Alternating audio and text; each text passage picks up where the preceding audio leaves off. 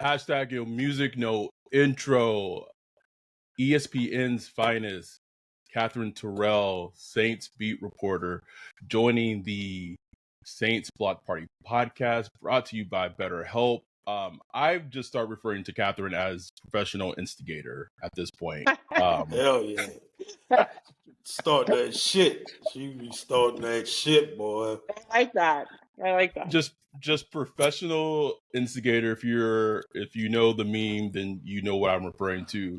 Let's just jump into it with this team, with the current state of the Saints. They have a big game against the Panthers on Sunday, and I don't even really know or care about what the outcome of that's going to be. You've covered this team when Sean Payton was the head coach, and saw that team. You left, covered the Bengals, and then came back home to New Orleans and covered the team again. You've been with this team through training camp, through games. Where is this current state of New Orleans Saints as you currently see them? We're going to talk about the general attitude just surrounding the team right now. I don't think I've ever seen the fan base this upset. Like, I've been trying to think about that all day because I knew we'd probably talk about it. And I covered the Bengals when they were losing, so I've seen upset fan bases. Like, this is not new to me. It actually feels very familiar. But I don't think I've seen this.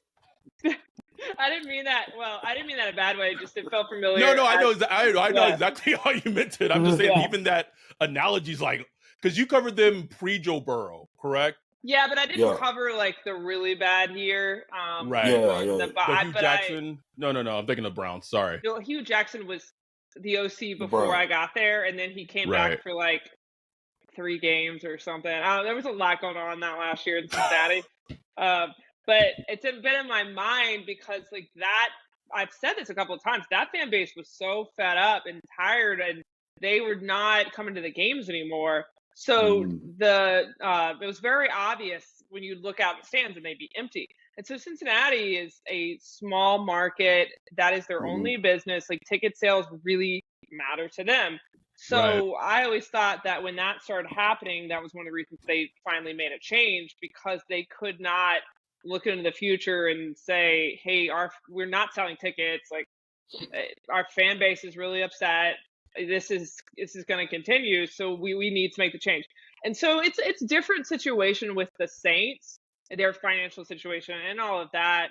But, I know the fan base has been talking about this a lot. Like, people notice those sort of things. Like, you look out in the crowd and you see all that blue, like, that's noticeable. And I don't know that I've ever seen it that bad. And I know the Lions travel well, and I know they're really excited, but I don't have a good comparison game in New Orleans for what I saw the other night. There might be one. I can't remember. We couldn't give the ticket. We have season tickets couldn't give it away. Like, literally, like, what on Twitter and said it's a free ticket. No one hit us up for that ticket, which to me was just that's baffling. crazy. It's crazy. Yeah. I just checked SeatGeek. Panthers tickets are going for as little as $12 for the Panthers. That's not surprising because it's a team that's won one game coming in that just got eliminated from the playoffs, and but for a Saints game, $12, you couldn't. Oh my Even God. that Lions game, the tickets on like on SeatGeek was like 16 was like the lowest, like, for the Lions game. Wow, and it was actually getting confusing. Like, I went to the bathroom, and so when you walk down the hall, and obviously, like, you rely on the crowd when you're leaving in game to tell you what's going on. Right. So the crowd is cheering. She heard the cheer. She thought it was for the Saints. It was for the what? No, I was like, is this a lot for the Lions or the Saints? I couldn't figure it out. Like, that's how bad it was. I didn't know who was cheering for who. I mean, that's bad. That is bad. And the thing is, it could get worse. Like, it could get worse. Oh yeah, for sure. Because I don't know how an organization moves, like, when a city or fan base turns on a franchise, turns on a quarterback, turns on the head coach. Like, I know they're saying, look, we're not listening to the naysayers outside, blah, blah, blah. I understand they got to operate like that, but Like, how do you operate? Like, how do you move forward? Like, how do you sell hope and positivity and optimism? Because that's what they do in the offseason. They have to sell hope. They did it this past offseason. I bought it. We bought it. And they're going to have to do that again after this season. How do they do that coming off what's going on? I mean, you go through the whole cap thing all over again. You shut all the cap money. You open cap space. You sign free agents. You make excuses as to why the last season didn't go well. But the thing is, there aren't excuses. I've said this since March, I think. I said, once they signed Derek Carr, I said, well, so last year when Peyton left, that was still Peyton's team. They kept the whole unit together. Dennis Allen really didn't make many changes. And, for a couple of years, they'd had a ton of injuries. So already made excuses. So now in this offseason, he gets his own defensive coordinator. He gets to hire coaches. He handpicks his quarterback. Until 3 weeks ago or so, they had no injury. They had the easiest schedule in the league. So, and I said he wouldn't have any excuses. So the pressure, if he doesn't succeed in this season, is going to be on. Now, as y'all know on social media, there was that big to-do the other day when Brett Martell and I were talking about it was Fletcher Mackel about whether the team would move on. And I was saying, just based on how the team has reacted in the past, if, say, they get all the way to the playoffs and exit first round, or maybe just miss the playoffs, 3 weeks ago I would have said that might be enough to keep Dennis Allen. Now I don't know, because when you lose the fan base, that's a big deal, like a really big deal. And it's an interesting point that Ryan brought up about DA saying like they don't listen to like outside naysayers, but yet like everyone in the front office like listens to our podcast. Like which one is it? Just make it make sense. But I think something that's important to ask you is, how do you feel the team is responding or not responding to Dennis Allen as head coach? Like, do you feel like maybe some of the players has essentially maybe tuned him out, whether it's DA? Do you feel like maybe some of the wide receivers have maybe tuned out Derek Carr because of his play? Even though they maybe, is that a sense that you're getting just from like the locker room standpoint? Not yet, but every player is different. Back in 2014 when they had, or 14 or 15, when they had that crazy year, that locker room really did have problems. And so a lot of times that does not all come out until after the season. It's kind of like a piece by piece thing. As people get more disgruntled, they'll tell reporters this or tell reporters that, and people leave. And so then that's a lot of times why people will be like, well, why didn't this come out during the season? It's because a lot of people are players, coaches, just whoever talks to the media, they're so focused on what's going on during the season that that's not really going to always come out. And sometimes it does, but it's just how reporting goes. So I feel like we didn't have the whole gist of how bad that 14-15 team was until we really didn't. Like all that happened. Yeah, we had no clue, which I don't know if that's more of a testament to Sean as the head coach that nothing came out in the media, or just it's hard to say. But no, I agree with you 100%. It did eventually, but like I didn't know about those two like locker room fights until the following spring, like things like that.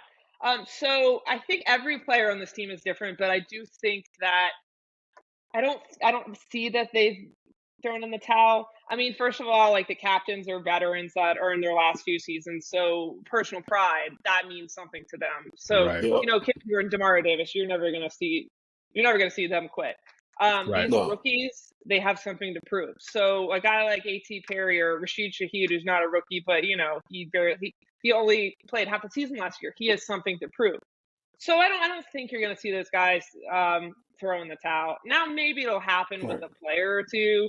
If it has, I couldn't tell you. I mean, film doesn't lie, and usually if you watch enough film, you'll be able to see that eventually. But no, I think when things like this go wrong, they play for themselves a lot if they don't buy into what the coach is saying.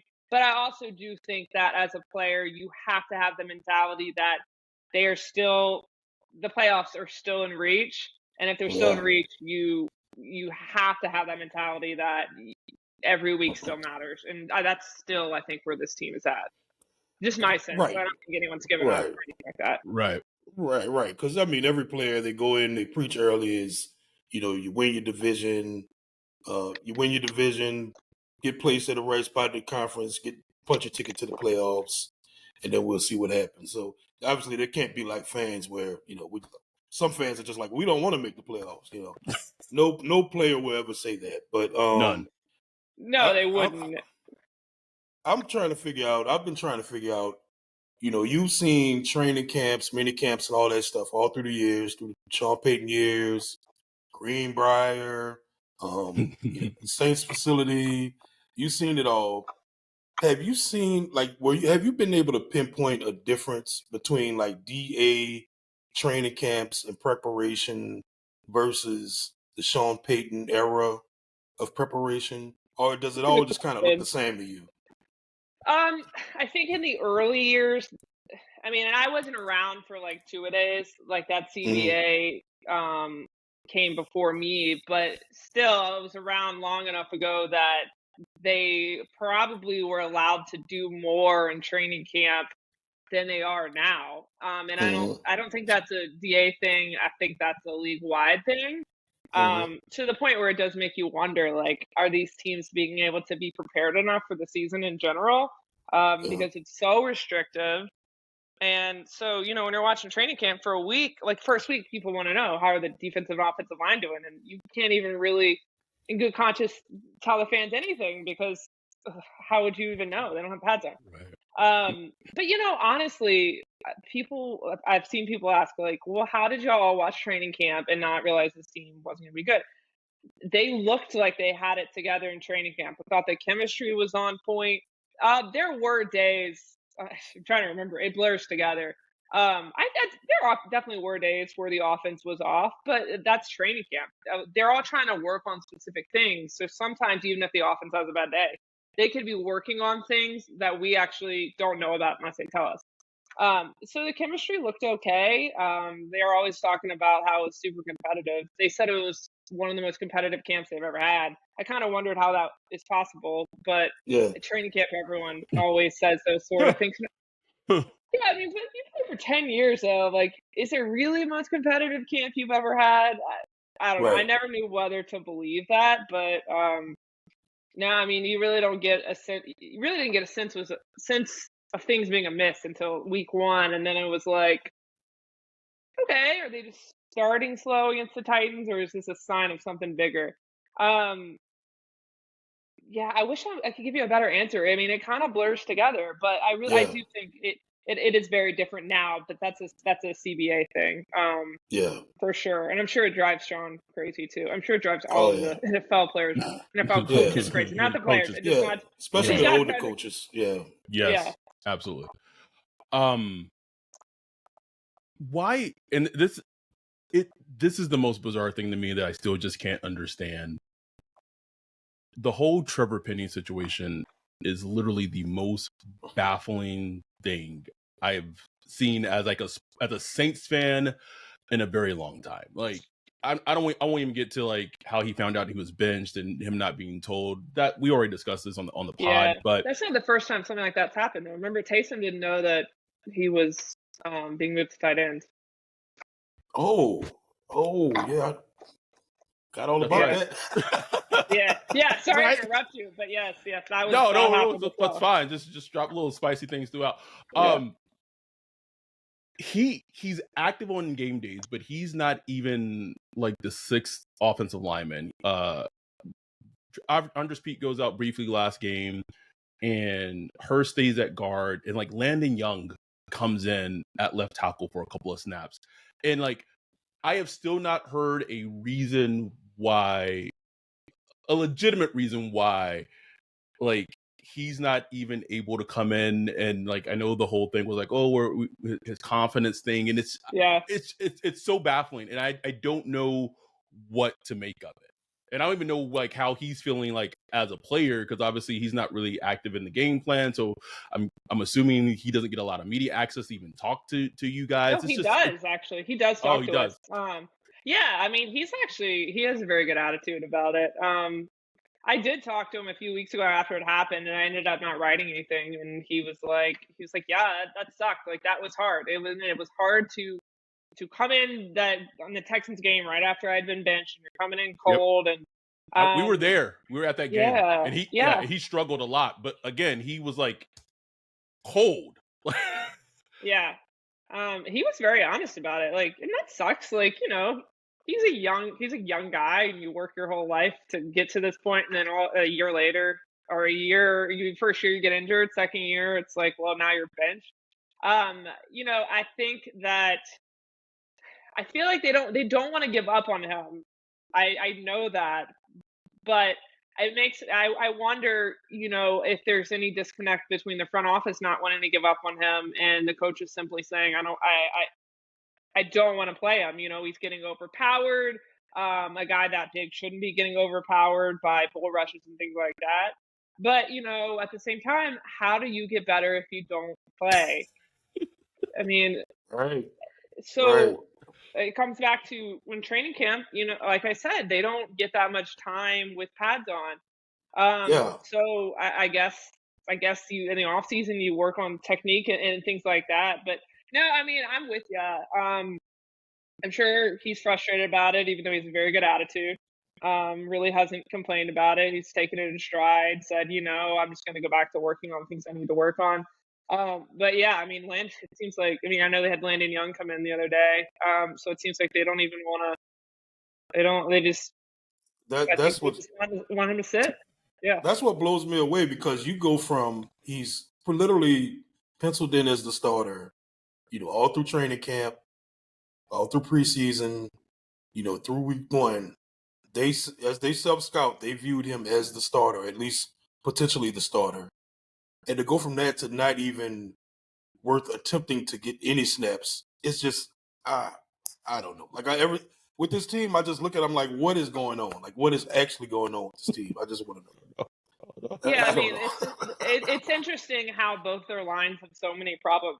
So I actually went back and looked at that prediction column Jeff Duncan had at the beginning of the season and what we all said. So I was like, what did I actually say? Because I know people are saying, most of the media predicted that they were all going to have winning records, which we did. And I said, I thought I had said 9-8, but apparently I said 10-7. I probably felt like I am in the middle too much, and I needed to make more of a conviction. Right. I was like, I said 10 wins. I would have. Interesting. I thought I said 9. But I said the offensive. I said the pass rush is a concern. The offensive line is a concern. I thought they would be better with Carr. And then I forgot the one other thing that I said, but I was like, yeah, wow, pass rush was a concern in the summer, and that has not been fixed. And this team has not been good at drafting defensive linemen. So I don't really know how they fix that. I do not think that's a simple fix. And so it's just interesting that if you're going to say, all coaches love to say, the game, is won in the trenches, and like they're not doing that. So that's something in the offseason they're going to have to, might have to start there, and they're gonna have to figure it out and like work their way out, because I don't know what they're gonna do about the pass rush, and I don't know what they're gonna do about Penning, because if you're not gonna give up on him, he's gotta play. Yeah, he has to play. He has to play. He has to play somewhere. Right. I don't know where, but he has to play, because that's your first round pick. You have to figure out how to make that work, because you can't spend a first round pick on an offensive lineman next year. You have too many needs. First round pick, and you also are giving up a second round pick to Philly because of that trade. It's crazy to me that a big reason why they really held on to like Marcus Davenport for so long was because of like sunken fallacy costs, and they invested so much in to go up and get him. And then like with Trevor Penning, it's like, oh well.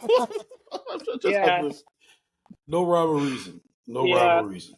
Well, I mean, they didn't hit on the Peyton Turner pick either, so that's a lot of first round picks that they haven't hit on outside of Olave. What's your sense with management with Loomis? I know there are some fans that are like, Loomis could go too. He just always seemed untouchable to me. Like, I don't like. Yeah. I just don't see like I don't see him going anywhere. Just not with the way this organization is set up, and how close that core group is. But I think I is that part of understand a the fans' problem? Like frustration. is that like little core group of just if that's just a core group and it kind of just goes to like maybe like groupthink when you just have the same, like, are they potentially not willing or open to hearing outside ideas or possibilities? I don't think there's any way that they're missing what's going on right now. And if they are, that's a big problem. See, I'm always in the mindset that a coach should at least get 2 years. At least 2 years. I mean, I think that a lot of times they get moved on from too fast and have no way to actually establish their culture and things like that. I think this situation is a little different because they were so much about like we've already written the culture and it's all here and we have all this stuff. So if the fan base is this upset, and you can't make knee-jerk reactions, I get that. They have to make whatever reaction is best for them. But if things start to go south and they don't make any changes, then it's just going to feel like they're just okay with the status quo. And that was the problem in Cincinnati, that people or fans felt like they were just okay with just being okay. You can say that that's unfair. Marvin Lewis took them to the playoffs 5 straight years. Damn good coach, to be fair. Yeah. Yes, I very much think Marvin is a good coach, and I sometimes I wonder if he had been somewhere else. The ownership, that ownership did change. They have changed, so I will give them all the credit for that. But at the beginning of his tenure, there are a lot of things they weren't going to budge on. And sometimes I wonder how he would have coached elsewhere, or if he had not had those restrictions. But, just digressing, because I'm just trying to provide examples, since everyone spent most of their lives just watching this team, so they don't really think all the time about how other teams operate. But that ownership group changed. I don't think that this one in this front office is resistant to change, but I do think that there are mistakes that they have made, and now it's catching up to them. And I think, like this, I said, some of those draft picks, those are mistakes that they made, and they have to figure out what they're going to do about that when next year, same old story. They're going to be over the cap. And yeah, they'll get under the cap, but I mean, it's going to be tricky. I think there's going to be some.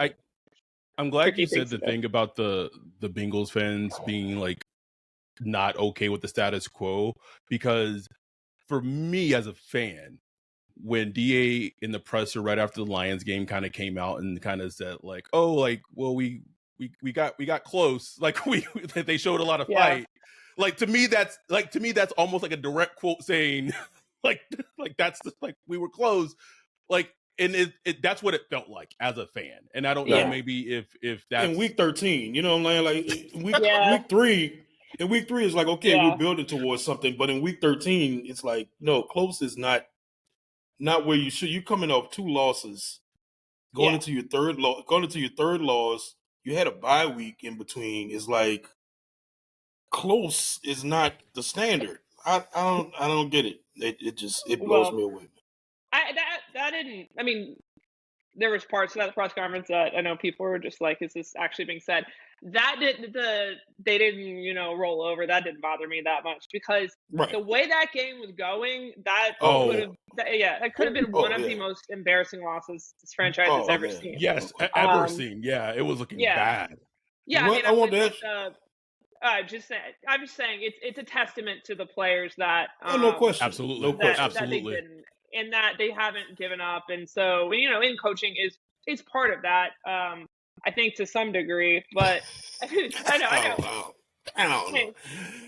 There's assistant coaches on this team as well. Remember that, okay? It's not just one coach. There is a lot of DA getting? Okay, Kat, I'll give you that. It's not just one coach on the team. You're right. What was DA getting a little terse with you the other day for, when he was like, he apologized, to his credit, he apologized afterwards, but he was like, it's like, there's no, you can't compare the two. I'm like, it was the injuries. It was he had asked about like, it was the Jameis part. Okay, so that's very funny because people are like, oh, he's, being rude. I'm like, okay, I covered Sean Payton for a long time. I'm like, that was like a 2 out of 10. Like that was nothing. Yeah, he wasn't.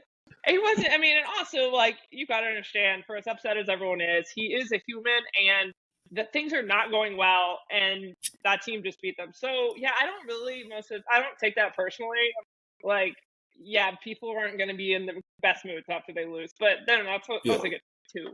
I think that he immediately. So I asked him if they're planning to sit Derek Carr because Carr has left 3 games with injuries, as everyone knows, been concussion protocol twice, 2 concussions in 3 weeks, throwing shoulder injury that's clearly been a problem since week 3. So I said, is he planning to rest Carr? Because that was the reason they gave for resting Jameis in week 4 of last year. And he said it was a different situation. And so I said, well, why is it a different situation? He just said it's a different situation. So he didn't give a reason. And the reasoning is that he wants, I mean, I'm speaking for him, but I've been around long enough to know why coaches do what they do. He wants to end any Jameis versus Derek speculation comparison immediately. That's why I jumped on that. But that's not gonna. I mean, it's a runaway train at this point. You know what I mean? And the crazy thing is, like, I probably was like one of the first people to know that Jameis was playing with a broken back before like most. And it's like, if he was putting Jameis out there with a broken back, like, which is, and I'm not saying that concussions, like, but like if that happened for 2 weeks, because that was what the Panthers game and then the Bucks game, if memory serves correctly, last season. It just like it's comparing apples to apples. It's not like it's comparing apples to oranges. It's a very similar type of situation. So the question was great, the follow up was great, and understandably, I understand what DA as the head coach was doing, but also I kind of took it as, if Jameis gets a game, right? If he gets a game and he plays moderately well, I'm not even saying like great, but if he plays well, the offense looks somewhat in rhythm and the Saints win, and then I wonder, and again, this is just speculating, I wonder if DA wants to not have the tomato in his face of like, he picked Derek Carr and Derek Carr has not looked great and he hasn't looked good. And so therefore, if Jameis plays decent or plays good, then it looks like it's even more on him for picking Derek Carr and sticking with Derek Carr. So I don't know, but that's probably part of it. But the thing is, this organization has never wanted Jameis to be the starting quarterback. Well, I won't say never, but they tried to go sign Deshaun or trade for Deshaun Watson when Jameis was still out there. They chose to play Andy Dalton over him for the remainder of the season, and they signed Derek Carr over him. So I mean, I feel like they've made it clear he's their guy. So yeah, it's not surprising that when they pay all this money to Derek Carr, and they've clearly already chosen another player over Jameis more than once, that they want that speculation to end. But that is not how that works. And so you're right. If Jameis goes out there, if he plays this week and he looks good, and he's already said Derek Carr is our starting quarterback. So it seems like that's rather going no matter what. But if Jameis goes out there and he looks good, then shouldn't they be playing whatever quarterback gives them the best chance to win, since they're still in the playoff hunt? I mean, especially if your quarterback's injured. I mean, I just right. I mean, I was saying the earlier stuff because that's probably not how it'll play out. I mean, it just probably won't. So I'm very interested to see, one, if Jameis plays this week, and two, like how he'll play actually starting a whole game. Right. The worst thing that could happen for DA and Derek Carr in these next 2 weeks is if Jameis plays against the Panthers and looks decent or good and wins, and then Derek Carr comes back against the Giants and looks awful and the Saints lose. Like, that would just put the whole entire that would be very team bad. like everything becomes like a huge tizzy, if that were to happen. Not saying it's going to, but no, most likely what will happen is both will look bad. like Jameis will have his typical Jameis game. You know what I'm saying? Where some things look good, some things, and then Derek Carr comes back and he will have a Derek Carr type game. Because it's all bad. It's the whole team has been inconsistent. The defense is probably the most underrated story of the season, because it's like, if anything, everybody could agree on going into the season, like, well, the defense is going to be fine. Like, the defense is going to be fine. Yeah, the pass rush is not there and all that, but the defense at least is going to be solid. For them to just fall off how they have, the run defense, the constant, issue with, mobile quarterbacks or quarterbacks that aren't even that mobile. They are starting to just get banged up with more injuries. Yeah, it's like not even more like, oh, come on now. Trevor Lawrence had like a knee injury, was out there looking like Warren Moon. That bitch, we're just scrambling all over the place. What is going on? I want to ask you though. Leg. Yeah, but I want to ask you, like, you guys go into practice, you live like 20 minutes. Yeah. What does it look like at practice? Like, is it intense? Is it, a guy, like, does it look like a team that's like, you're right in the playoff hunt and you're fighting, scratching, clawing, trying to be back in the game? Does it look like that to you? Or I don't know. It would be too hard to say, because like we don't get to see much practice in the season. So mostly we go in there, so we don't get to see their walkthrough. But we walk in there and they're usually doing their stretch. Then they'll do individual drills. They'll have the quarterbacks throw to receivers. Like, usually I'm watching the offense. We don't get to see 11 on 11. That would be great if we did. The most interesting thing on Fridays is we get to see the red zone work, and that'll usually give you some sort of sense of who is going to be participating in offense or on offense in the upcoming game. There are times I've been wrong before. Like, sometimes I'll have a practice squad guy participating that I think will be called up and doesn't get called up. But usually it'll give you a pretty good sense, even though you only get to see a little bit. So no, like, you don't. I mean, there's some days I guess you can see more energy than others, but usually those are Fridays, because I think everyone's just always like in a really good mood on Friday. They put the game plan to bed, but it's just not enough of practice to really give you like any sense of if they're gonna win or not. We used to kind of be able to tell if Peyton thought they were going to win or not, because you can sometimes tell by his mood if he really thought that week that team was going to do good. There's some weeks you're like, okay, yeah, must be nice to have that feeling.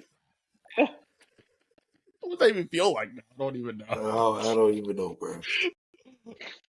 Well, the Panthers haven't won one game, so that makes you feel better. I want to ask you. I want to get your prediction. Do the Saints win at home against Carolina on Sunday? I mean, Carolina just got eliminated from the playoffs, so I do think that the Saints will win, but I think it'll be close enough to really annoy everyone. I think it'll be close enough. I think they'll win, but I don't think the fans are going to come away from it happy. I feel like that's been most of the wins this season, except for the Patriots win. Yeah, it's a weird game. If they lose to the Panthers, who only have one this season, would that potentially be enough to get Dennis Allen fired? Well, if they lose to the Panthers, then that probably means they're out of the NFC South. Well, it depends. So the Falcons have a decently easy schedule, but they do play the Bucs this week. So they could lose to the Panthers, but the Falcons could lose to the Bucs, and then you're right back in the same position that you were in. I think mentally, that wouldn't be great for them. But I just hate the whole well, we're still like if you as a team, reality. But it's just that's the exhausting part. What I think when I was referring to like the little circle of like why are we using like us being in the hunt in a very bad division to assess the football team in terms of how good they are? Like that, like if you lose to a team that only has one win this season, that should be part of the equation, regardless of what the outcome is or where the Saints end. And I know, just because I know how the team operates, and we all do, right? Like we know it's not just seen like that. It's seen very much of the division, and are they in the hunt, rather than like just honestly giving the team an honest observation of, are they well coached, or is this something that's sustainable? And it's just not how they operate for whatever reason. Right. I mean, I think at minimum, they're going to have to make staffing changes in the offseason in some capacity to give the fan base any hope. And I mean, the people are going to become scapegoats. I think Pete Carmichael, I mean, very well could be one of them. Poor Pete. Which is crazy, because Pete, like, I don't want to be here anyway. He's like, thank you, please, let me just go chill at home, please. But you know how this goes. You know how this goes when teams don't win. Yeah, I'm trailing off, but I mean, it's, that's what happens in the NFL cycle. There's always a scapegoat, and so at minimum, they're gonna have to make some staffing changes, and then address a lot of the issues with the personnel. I mean, you talk about mobile quarterbacks and they can't match up well. Like, what if they just don't have the athletes to do that? I mean, that's a whole. Ryan's has been hammering that table for years, like literally years, in terms of like their draft profile just is not conducive to, or at least for defensive ends, just not conducive to. They built them to play Tom Brady. It's like. Didn't you call them fat defensive tackles or something? Maybe that was someone else on Twitter the other day. Just a whole bunch of Derek Barnetts out there. Just whoever said it made me laugh. No, I saw that tweet. This episode of the Saints Block Party podcast is brought to you by BetterHelp. Woof! The holiday seasons are approaching, and gift-giving season is right on the horizon. What do you do to give gifts? Well, me and my family, we have a website that we go to, and we kind of just put what we want, make our little gift lists, and then we kind of just go through the list and try to buy everybody the things that they want. And if you get it, you get it. If you don't, you don't. Well, whether or not your family gives gifts during the holidays, you get to define how you give to yourself. And the holidays are a great time to do that. Best way to start is indulging in self-care. No better place to start than BetterHelp. With BetterHelp, you can give to yourself, starting therapy, giving yourself self-care, and learn positive coping skills. It's simple, it's convenient. You get matched with a licensed therapist, and you can switch therapists anytime at no additional charge. In the season of giving, give yourself what you need with BetterHelp. Visit BetterHelp.com/whodat today to get 10% off your first month. Again, that's BetterHelp, HELP.com/whodat. Yeah, but DA just needs to learn to tell you next question. That works. Next question. Oh man, I haven't got next question in a long time. Next question, then look away. I told someone the other day, I was like, I haven't pissed someone off in a long time. This is getting back to my roots. It's been a long time. Just give it time. Yeah, I was called hard-headed as a kid. That shouldn't surprise you. So no. I mean, I was too. I still get called hard-headed. The last one I have for you, because I see that LSU helmet in the back, is it's very old. I just have to ask it, and this is we have a lot of LSU fans that listen. If the Saints continue to lose and potentially may pick top 10 in the draft, if Derek Carr's play continues to be, I'll be nice and say bottom 5 quarterback-ish this season, is there a reality or a world potentially where the Saints would potentially consider drafting Jayden Daniels in the first round? That's a really good question.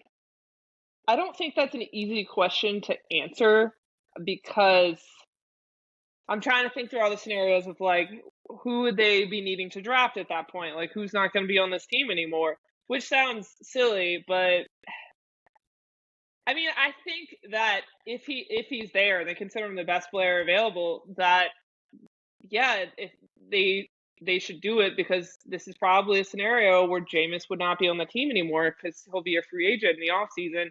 And I just can't see Jameis wanting to come back as a backup again. I mean, maybe. But they do have Haener, though. It depends on. I mean, I was actually not factoring Haener into the equation. Not against him. I just didn't think about it. I don't think they are either. Truly. Yeah, I'd really have to think about this question. And I love questions like this because it actually makes me think about the team's philosophy and what they would do. But I think that this team for so long did not properly address the backup quarterback situation because Drew was just always going to be there until, his body literally was breaking down on the field. And it probably should have been addressed long before it was. I mean, we all know that Peyton talked about Mahomes and all of that, but if they've learned their lesson, they will make sure that they have a proper backup plan. But I don't know that this is a year where they could just say, hey, this is our year to draft a quarterback because, first of all, there's a cap situation. When you look at Carr's contract, it was pretty much an out in year 3, but they're going to have to restructure it because they're going to have to figure out how to get under the cap. So then that would push the out back a year. So then are you going to draft a quarterback when you're still having this highly paid quarterback on your roster? They would have to have completely given up on Carr. And then that's another hole that you're not filling. So it's not always so simple as like, hey, Jaden Daniels is there. Let's go get him. I guess the flip side to that is something like LSU, I'm like, that'd be interesting. Yeah. Well, I think the flip side to that is if they do draft Jaden Daniels and he's like #good, whatever that is in the NFL, like that in itself answers and like completes so many, like checks off so many other boxes and like team wise. And I'm using Jaden Daniels as an example because of the helmet. No, I know. I mean, Drake May. But it could it's be the like philosophy of whomever. the question. Yeah, that's why it's such an interesting question. Yeah. I'm not ready for draft season yet, but I guess we're going to be talking about it sooner than we think. I check Pinkathon every time they lose. Every time. 9th right now, Kat. Don't worry. I got you covered.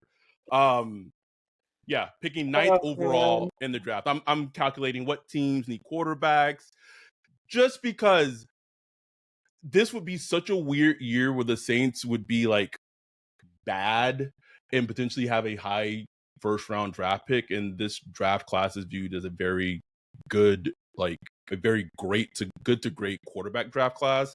Like this, if this is the year to have a draft pick and need a quarterback, like this is kind of the year to do it. So it's a fascinating philosophy just in general. Well, I'll say this: if we talked about earlier, how can they give this fan base hope? There it is. That would be one way. If you go get a Daniels or, maybe one of the other highly rated quarterbacks, but especially Daniels, man, like that will absolve them of all the negativity, at least for a short period of time. It could probably buy DA it could buy DA another year, maybe another year and a half, bro. Like it's seriously.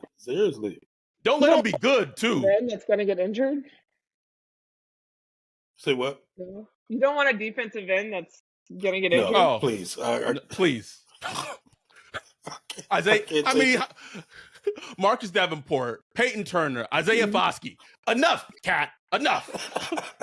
I'm sorry to bring it up. I'm just stirring the pot. It really doesn't bother me. It doesn't bother me. It just makes me laugh. It doesn't bother you? No, I don't. You should have seen my reaction to when the Carr interception happened against the Lions, because it's funny, and I need to cut it up because one of our guys in our live stream literally called it before it happened. He was like, what if like Derek Carr on the first like pass just like intercepts and literally like maybe 5 seconds later that's exactly what happened. So I laugh at this point. Like it's funny. All funny. It is funny. I appreciate that because as I tell everyone I told everyone in regards to LSU all year, I'm like, if you just move to the acceptance phase as quickly as possible, your team can't hurt you. You have to just move to the acceptance phase. So people were complaining about LSU's defense in November, and I'm like, no, I accepted a long time ago. They were not gonna be good on defense, and I'm okay with it. I think the thing that annoys Ryan and I isn't so much like the outcome. It's how like it's the decision making, it's the ineptitude that we kind of like see, and like I think I can say this is like the Saints fan base is incredibly intelligent, and we said this on the recap pod. Yeah, and I like agree. when we know we're being like shoveled bullshit, like we're just like we're not buying it. Like we're just not gonna buy it. Whatever you're trying to sell, it's not. And that's, I think for us, that's where a lot of the fed upness comes up with, is just like this is what it is. Like you can't try to like give us different color glasses and tell us it's something else when we see kind of what it is. And I get it but it is what it is. We just have to go with it until something happens, if something happens. But yep. But the interesting thing is going to be, it's like when the story of the season is all said and done, however it ends, if it ends in the playoffs, if it doesn't, what is the team going to go back and point as the problem? Like, every year they'll say, well, this happened and this happened. Like you say, like, I don't want to make excuses all the way to the offseason, and then the teams will finally say, well, these are the problems. So what do they say about this team? Like, and I'll be interested to know / ask how they felt, what they felt was the overarching problem for this team. I'm gonna tell you what the problem is right now. It was Derek Carr getting injured versus Green Bay, which nagged him all season.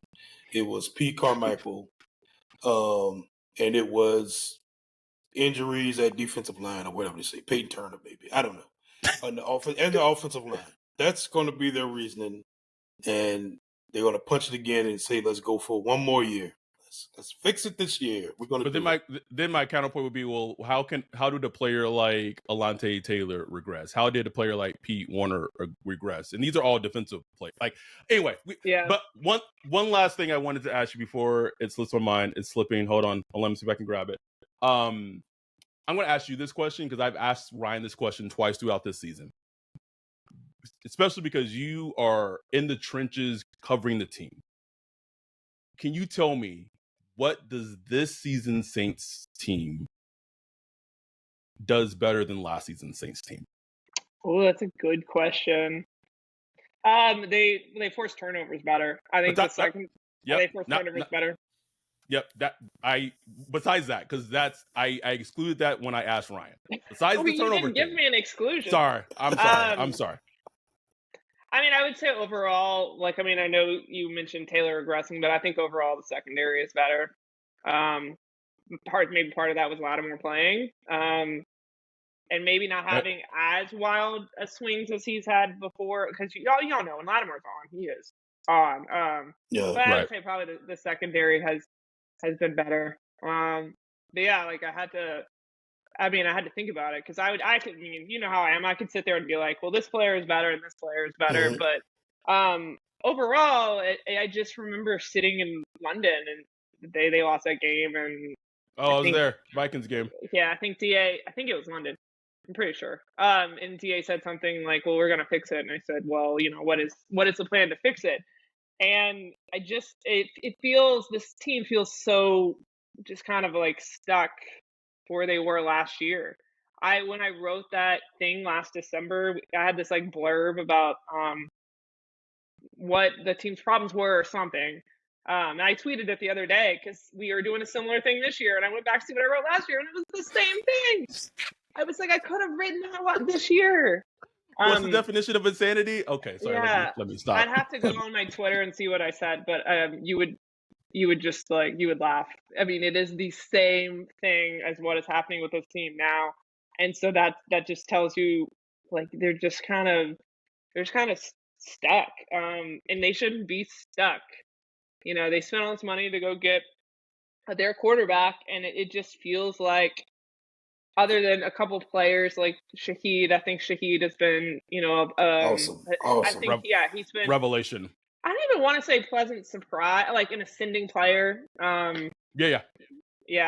We got asked what players a pleasant surprise, and I put Granderson, but I was like, well, maybe Shaheed, but I don't know. I don't know if you can call him a surprise or not. Maybe a surprise as to, how he's turned into an overall, like, a more well-rounded receiver, but still, like, I mean, and you say Saints fans are smart. Like, y'all are all over that from, like, day one when he got signed to the team. He wasn't even playing, and Saints fans were like, oh, yeah, no, this guy. He's got to play. This is the guy. And he was immediately, but, yeah. I promise this is it, because we told you like 25 minutes, and it's almost almost an hour. No, it's a good conversation. This is it. Is this it for Michael Thomas with the Saints after the whole tweet thing? That is a good one. That's something that we talked about this week. Oh my gosh, this is what this season has done to me. Yeah, us too, Kat. Us too. Well, we had talked about it this year, obviously, starting last January, but this week. Well, so that I hate to give another long answer. I feel like what happened this week will probably pass. But, if there's a fundamental problem between one of your star wide receivers and your quarterback, that is a big issue. And, I don't think there's any way around that.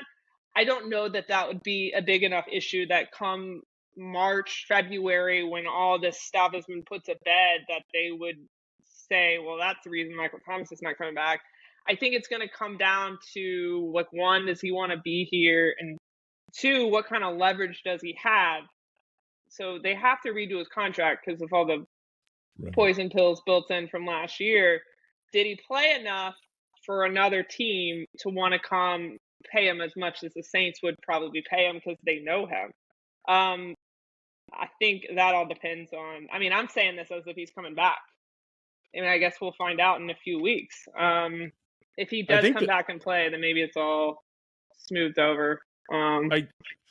The thing that's interesting to me is that if you're a wide receiver and you feel like, especially like he's quite probably towards the more end of his career, if you feel like your playing and your effort is potentially being wasted on a quarterback that's not very good, at that point into his head, I'm like, why would I go back to a team that has a quarterback of that caliber? Or I could go potentially to another team that has an upgrade at quarterback. And the last point I think I'd say regarding the whole Michael Thomas thing with Derek Carr is that a lot of the gripes that issues that Michael Thomas has to Derek Carr are almost identical to the gripes that like Devontae Adams had with Derek Carr after only playing with him for like one season last year with the Raiders.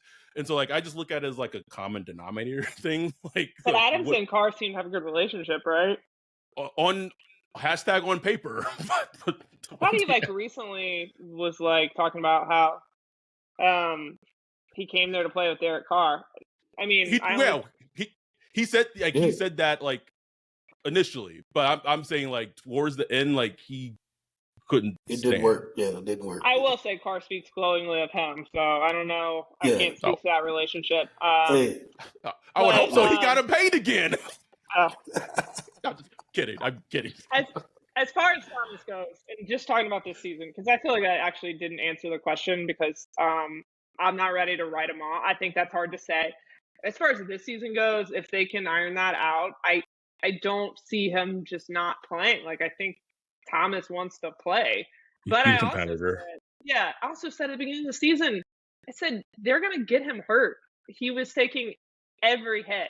Like, every hit. I was like, this is a matter of time before they're going to get him hurt. And, that's ultimately what happened. And, like, no, he didn't get hurt on that specific play because of the pass. But on the play right before, he took a really hard hit. And I don't know. Yeah. I guess it's possible the injury occurred on the play before and didn't know it till the next play because he stayed in. But he also did say, like, I told Derek I want all those tough passes, like the tough hits over the middle, because I think Thomas felt like he had something to prove. I think he felt like he needed to show people, hey, like, I still got it. I am tough. Like, no matter what y'all say, like, Michael, like I said that, but damn, bro, like, should the Saints just move Derek Carr to safety? Like, he just loves getting just. Oh God. Yeah, that's crazy. So that rant tweak will be interesting if Lattimore and Carr come back. That would be a tricky week. That'd be a hard week to do that though with Thursday game. But is that it's the oh man, I'm at that game. See how it goes. I'm so excited. I'm not excited about the game. I'm excited that we're gonna have like 35 people all together, from that'll be awesome. people support. Yeah, so like I'm excited about the community. I'm excited about the people I'll be around. The game itself, whatever. Are we gonna buy like a huge hashtag Fired in the Town banner and be right behind like the team section? Maybe. I don't know, Kat. I don't know. It's just things that we're just still, thinking about. But the experience will be fun, and SoFi is a beautiful, beautiful stadium. So we'll have I'm excited. fun regardless. I'm excited. Oh, have you never been? You haven't been? No, I wasn't at the crazy earthquake, hurricane, whatever was going on this summer. It's always something, as y'all always say, like always some shit. Normal. You just can't always be normal. Some shit. But That's I also always say you can be bad. You can be bad, but you can't be bad and boring. There you go. Thank you. That's what Brian and I harp on. Oh, yes. You can't be bad and boring. Can't. Right. And I feel like this has oftentimes been what like the Saints have been during the season. Like they start off super, super slow. Then there's like that fake little hope comeback against like the Jags, and they just had one against the Lions. And the Texans kind of sort of too, but like watching those games, second against the Vikings, right? Oh yeah, completely forgot about that. But like I was at the Texans game. We like there's just been, it feels like it's just the same script over and over and over again, and they are like hard games to actually like watch too, especially offensively. And that's the big thing that just doesn't make any sense. But we're not going to dive also into that. Yes, I don't want to like story on a rant. I think it's a big difference when you're a fan and you're watching those games and they're at the goal line and you don't have hope, like you don't feel confident they're going to score. No, that is and that's not awful feeling to feel as a fan. As a fan, like that's not fun. I don't really think being a fan is fun in general. Like we always joke. Oh, it's awful. And my friends were like, no one likes their team. No one likes their team. I'm so glad like I stopped very early trying to get my daughter to be like a fan of football. Like she doesn't like any sports. I wish I was like that. Like she has it figured out. Just one quick thing.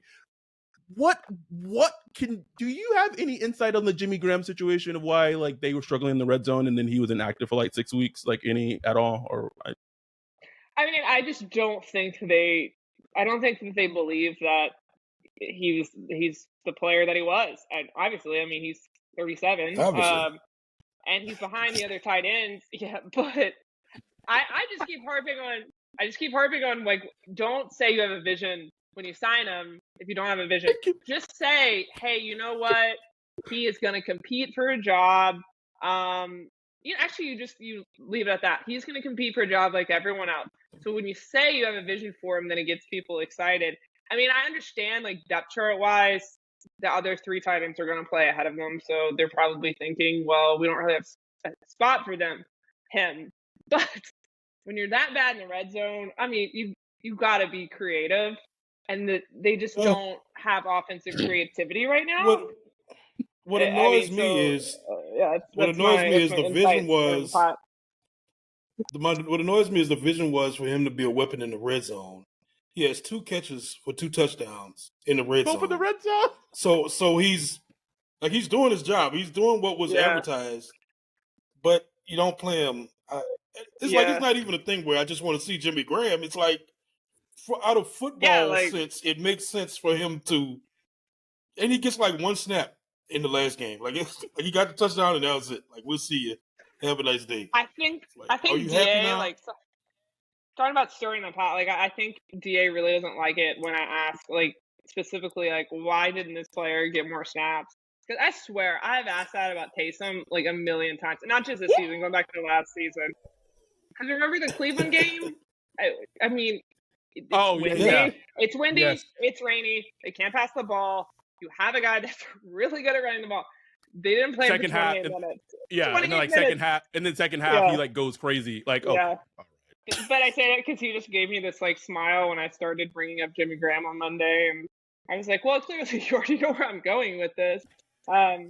It's not going to change anything. Like, I mean, I wouldn't be surprised. People are about to go crazy that I'm about to say this, but I wouldn't be surprised if next week he goes back to being inactive. They just, I wouldn't be surprised. Could you imagine? Yes, Wouldn't be surprised I can at all. Actually. I mean, I can, especially if Shaheed comes back. I think surely if you broke down the roster, there's probably like 2 or 3 people that are active on game day that you could swap out. Like, even if that's his only thing to do, if you worth aren't 6 points, Kat. It's worth 6 points. Scoring, like, do something. Like, if you're not scoring, do something. Like, I don't know, send one of the sign one of the coaches as a player and send him out there. Like, do something. Like something. It's it's interesting. And again, I don't want to keep going too long, but I do have one more thing. Now Kat sounds like now Kat sounds like us. I know. I'm like, I just keep rambling. So the only other thing I want to add real quick, I just think that how the coaches and I guess Derek too, like, view the identity of this team is very interesting and kind of telling and intriguing. Because we've asked all of them after Alvin Kamara's comments, how do you see the identity of this team? And DA said it was an explosive offense. Derek said it was an explosive offense, and then Pete said, we're a play action. We do a play action. What didn't Kat? I know that man did not have he did. the audacity to say that it's the play action offense. Who are you lying to right now? No, it got brought up. It got up, and he said, "Well, we've been running more of it." And I was just like, "They just be talking, bro. They just be talking. They just be saying football words and just hope they make sense, bro." Play action, motion, pre-snap, like just vernaculars just thrown out. Yeah. Last in play action. Like, I knew that they were last in play action because these are like the little things that like our community talks about. Like, we knew they were last in play action. Pete Carmichael had the audacity to say that they're a play action offense. What? Go back and listen to last Friday's press conference. Sometimes when people talk, like, I'm always aware of cameras being around, and that I really try to make sure my face is always neutral.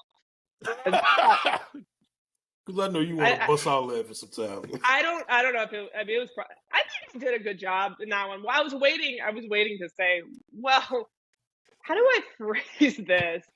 Actually, you're last in play action. So, but someone else said it.